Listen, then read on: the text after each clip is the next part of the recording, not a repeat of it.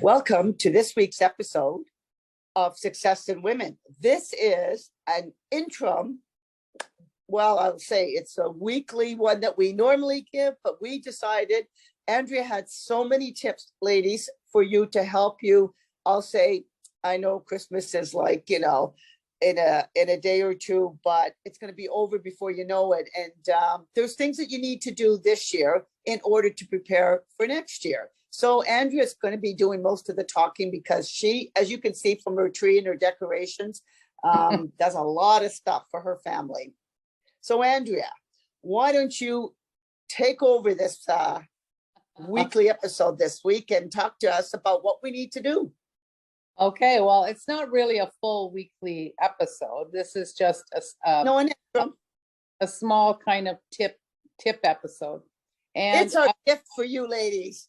Yes, a gift to try and help you stay organized so you don't feel overwhelmed. And I always say that getting ready for Christmas starts basically the day after the previous Christmas. And what I mean by that is, first of all, the sales. If you can get out on Boxing Day, it's great, especially if you need storage bins. Or for me, I bought last year or the year before, I can't remember, the really nice Christmas tree bags, and it's on a roller, it has a zip, and it's huge, and it's got a nice handle.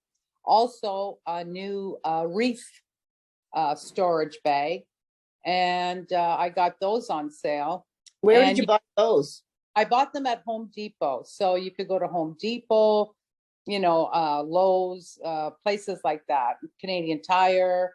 And that's another place like Canadian Tire or Walmart where you can they have usually all the Christmas supply that they have on sale for 50% off. I've bought many, many beautiful tablecloths and napkins and decorations for a really good price. And then, you bring them home, and then the following year when you open them up, you got a few new things to decorate the house with.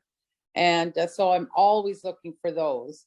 And another thing, ladies, I love tablecloths, Christmas tablecloths, and I have a dining table and a kitchen table, and I like them to be matched.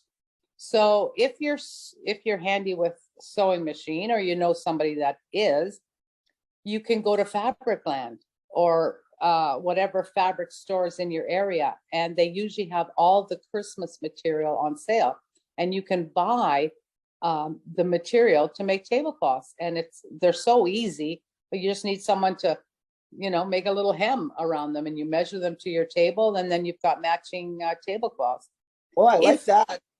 Yeah, or even pillowcase covers or whatever. And wow. It's nice if you're really into decorating and having your tables pretty. So then once you get all that done, and New Year, most people don't even take their stuff down till after New Year's. But I always say, I like to have everything stored together. So in my Christmas tree bag, I will put the tree in. I will put the stand for the Christmas tree in there. I put the plugs in there that go with the Christmas tree. And mine has a little remote control for the light. So I'll put that all together, and the skirt. So the following year, when I take it out, it's all there. I don't have to go looking for any of the stuff that I need to get the tree together. And again, the same with the wrapping paper. It's all in one box. The cards are all, and if you have the room in a little corner of your house to stack all this, it makes it so much easier the following year. And then, of course, with your linens, make sure you wash everything, get it all cleaned up. Don't, put it away, fold it up and put it in a box dirty, because believe you me, the following year you will not want to be opening up a box of a tablecloth that need to be washed, and the stains will be there all year long.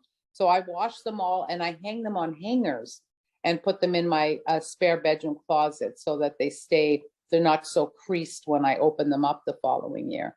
And if you have wine stains or food stains, especially oil, use Dawn. Just spot clean it with Dawn and throw it in your wash machine. They'll come out beautiful. Now, some tablecloths have to go to the dry cleaner, so you can do that too. Take them to the dry cleaners. Don't forget them. And but most of mine are just throw them in the wash machine, hang them up. They look great. And I've had some for 10, 20 years, believe it or not. They've lasted so nicely. And the runners, because the runners can have spots on them, and I just hang them up and like on the little pant hangers, and they stay long and Wow. nice, yeah, for the whole year, so that the following year I don't have to be doing extra work. So that's a really good thing to do. The same with when you're storing the wreaths. I put the wreath hangers in the bag, any extra ornaments. My garland behind me here has all extra bulbs and things that I add to it, and little miniature lights. They all go in one bag all together. So everything comes out the following year in all together. So I don't have to be searching for things. The other thing I like to do, and I don't know if anybody's done this, is now not so much people are sending out Christmas cards, but in years past, we used to get tons of Christmas cards. And instead of throwing them out, what I would do is, if you look at the front of the card, behind it is usually blank. All the writing and the signatures are all on the right-hand side. So I would cut them off. And if I'm keeping, some I kept, my daughters and that, I keep them, I store them. Don't know why, I've got like hundreds of them everywhere. Maybe one day they'll read them. But so I would keep the really pretty part of the card, punch a little hole, put a ribbon on it, and I had tags for the following year. And they're nice and big, so you can really write nice messages on them. And then you don't have to go buy so many tags. You know what's interesting, Andrea? And I thought you were taking this in a different direction. And that's interesting what you did. But what I did was I took parts of the face part of the card and I actually cut it to the size of a little tag and kind of could open it. And so you really didn't see much of the pretty picture, because a lot of that was hard to get to, especially when you had a beautiful card that, was kind of one whole picture or something. Right. I like your idea because you have the whole face to actually write a nice personalized note. And that's really a cool thing to do, because there are some beautiful cards out there. And it's such a waste when you only get it to use it, I'll say once, to have it out there, but to have another year out of it, good for the environment as well. Exactly. Yeah, that's a great tip. And they look so pretty. And they do. And speaking about what you did, sometimes what I would do is, there's a lot of wrapping paper that's pretty stiff, and you can make cards out of those folding cards. Done that too. Yeah. And only because I would forget to buy the tags, and I'm wrapping all these presents, and it was kind of like, okay, now what? And I've used the wrapping paper and I've used old Christmas cards. Yeah. That's funny. Yeah. And another thing, I like to salvage as much as I can also, using, the reusing bags that I've used the year before. And that's another good thing about the tags that you tie on, because you can just cut them off for the year. Whereas if you put those sticky tags on, you can't really rip them off. I mean, you can. I have saved some that are for my family, because I know the following year I will be giving them another gift. And I have quite a few downstairs from previous years that I do reuse. Because why not? It saves you money, saves the environment. And nobody remembers. They just see what's in the bag. And it wouldn't matter. They only want what's in the bag. No, and that's another thing. I'm so particular about my gift wrapping, and I love it to be pretty, and tissue and ribbon and bows.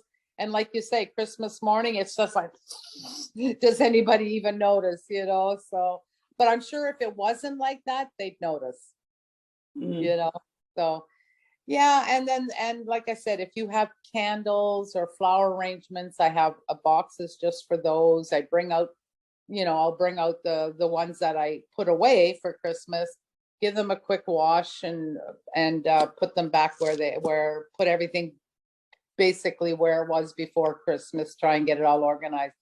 And like I mentioned before, when you're putting the stuff away, uh, hopefully your boxes are labeled, which mine are, and put them back in the order that you probably will want to take them out. And like I said, I always bring out my linen first and the wrapping paper because I'll be setting up the house. I'll start using my, tablecloths in, November, whereas my tree and decorating is usually the last week of November, first week of December.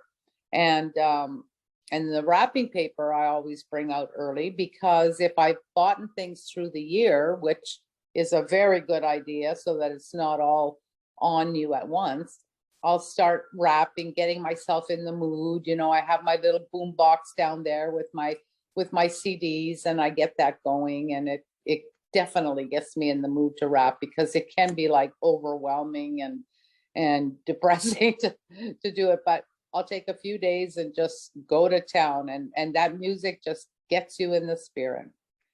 And then once everything's boxed up and put away, Christmas is done. You can relax and enjoy the rest of the year. And then hopefully in the following year, your job will be a lot easier. And that's basically what I do. Well, that's good. And I hope, ladies, that this is going to make it so that you look forward to Christmas instead of feeling overwhelmed because you're not organized. Because these little tips actually just make it so that it doesn't feel, there's a little bit of a process and it doesn't feel like you've got all of this stuff to do. Because when you do it year after year, and if you're anything like Andrea or you become anything like Andrea, you're going to make those lists and those lists are going to help you not to feel overwhelmed and stressed so that you can actually just enjoy it and one step at a time. Everything that you do is just one step at a time. Exactly. But I think the organization, Andrea, is going to help a lot of people. It's really, and I try to make a date of it when I'm going to do the decorating so that I can tell my daughters, this is the day we're doing it. Make sure you're available. So Good. It's not on my shoulders. And That's right. it works out and they enjoy being part of it too. And now, are they part of it when it's time to take it all down? Well, it's always exciting to decorate for Christmas. Yeah, actually, it's funny because if I leave like I am this year, December 26th, I won't be much part of the taking down. Sarah will probably have to do most of it, but I remember one year I came home in April and my tree was still up. So